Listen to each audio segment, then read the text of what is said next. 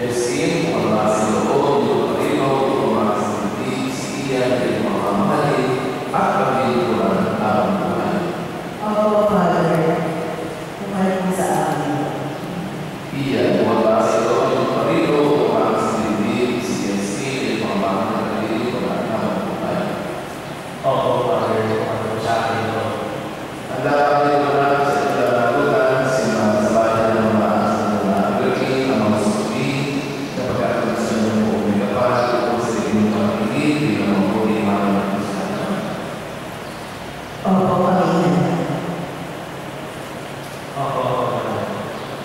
Kaya iyan at Yesi, sa harap ng Diyos, sa pagkakalit sa mga pagkalagin nyo, at kung mapala, ipalagin nyo ipanin sa mga